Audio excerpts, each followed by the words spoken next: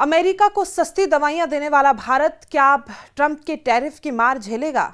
क्या दुनिया की सबसे बड़ी जेनेरिक दवा सप्लाई चेन खतरे में है?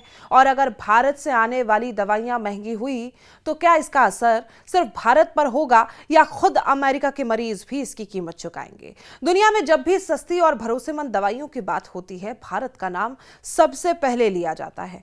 भारत को फार्मेसी ऑफ द वर्ल्ड कहा जाता है क्योंकि दुनिया के दर्जनों देशों में इस्तेमाल होने वाली जेनेरिक दवाइयों का बड़ा हिस्सा भारत में बनता है और अमेरिका भी इन्हीं देशों में शामिल है, जहां करोड़ों लोग भारतीय दवा कंपनियों की बनाई जेनेरिक दवाओं पर निर्भर है। लेकिन अब अमेरिकी राष्ट्रपति डोनाल्ड ट्रंप के एक फैसले ने भारत के सबसे मजबूत निर्यात क्षेत्रों में एक को चिंता में डाल दिया है। ट्रंप प्रशासन ने अगस्त 2028 से अमेरिका में आयात होने वाली जेनेरिक दवाओं पर भारी टैरिफ लगाने का ऐलान कर दिया है।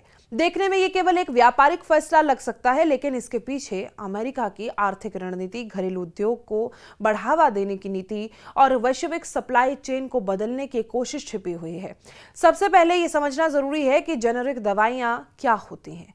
जब किसी नई दवा का पेटेंट समाप्त हो जाता है, तब दूसरी कंपनियां भी उसी फॉर्मूले और गुणवत्ता के साथ उसे बनाना शुरू कर देती हैं और इस दवाओं को जेनेरिक दवा कहा जाता है।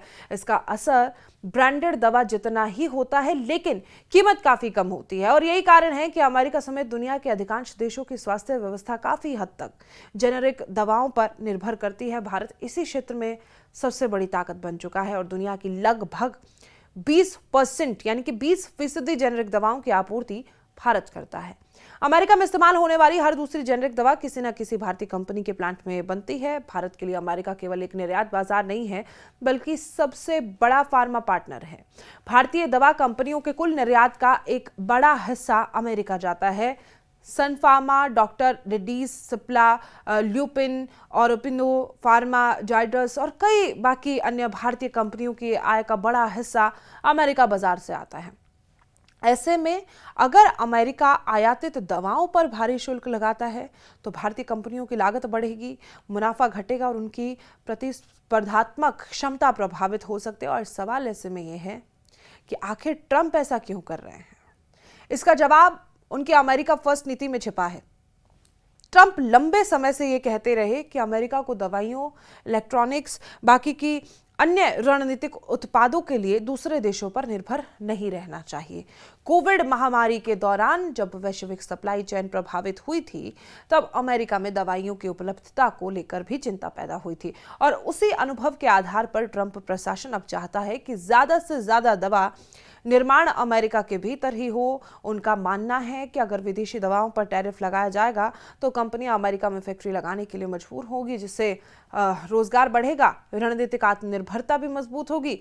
हालांकि इस नीति की अपनी चुनौतियां भी रही। अमेरिका में दवा निर्माण भारत की तुलना में कहीं ज्यादा महंगा है। वहां मजदूरी, बिजली, पर्यावरण नियम और उत्पादन लागत बहुत ज्यादा है और यही वजह है कि पिछले कई दशकों में अधिकांश वैश्विक फार्मा कंपनियों ने उत्पादन भारत और एशिया के अन्य देशों में स्थानांतरित किया। और अब अगर कंपनियों को अमेरिका में उत्पादन करना पड़ा तो दवाओं की कीमत बढ़ना लगभग तय माना जाएगा।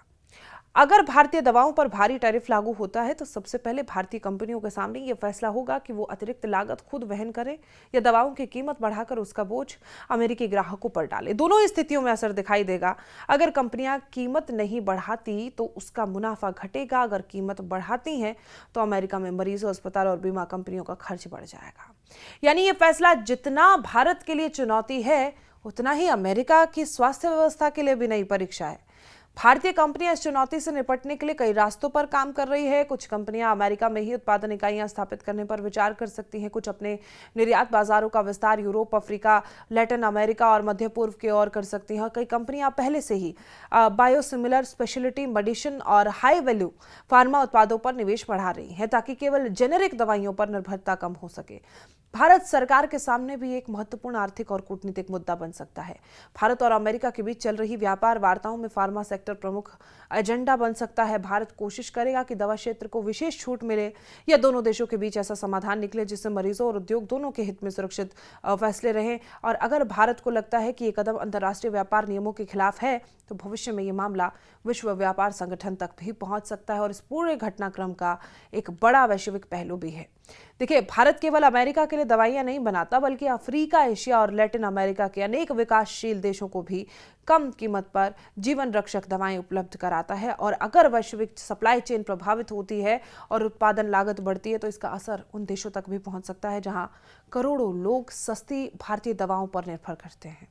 कुल मिलाकर ट्रंप का प्रस्तावित टैरिफ केवल व्यापारिक नीति का बदलाव नहीं है, बल्कि वैश्विक फार्मा उद्योग के लिए एक बड़ा रणनीतिक मोड़ साबित हो सकता है। अमेरिका घरेलू उत्पादन बढ़ाना चाहता है, जबकि भारत अपनी वैश्विक प्रतिस्पर्धात्मक बढ़त बनाए रखना चाहता है। आने वाले सालों में तय होगा कि लड़ाई टैरिफ की रहेगी या फिर दोनों देशों के किसी ऐसे संतुलित समाधान पर ये दोनों देश पहुंचेंगे जिससे व्यापार भी चलता रहे, दुनिया भर में मरीजों को सस्ती दवाइयां भी मिलती रहें। फिलहाल इतना तय जरूर है कि अगर ये फैसला लागू होता है तो इसका असर केवल भारत की फार्मा कंपनियों तक सीमित नहीं रहेगा, बल्कि वैश्विक स्वास्थ्य व्यवस्था, दवा बाजार और करोड़ों मरीजों की जेब तक महसूस किया जाएगा।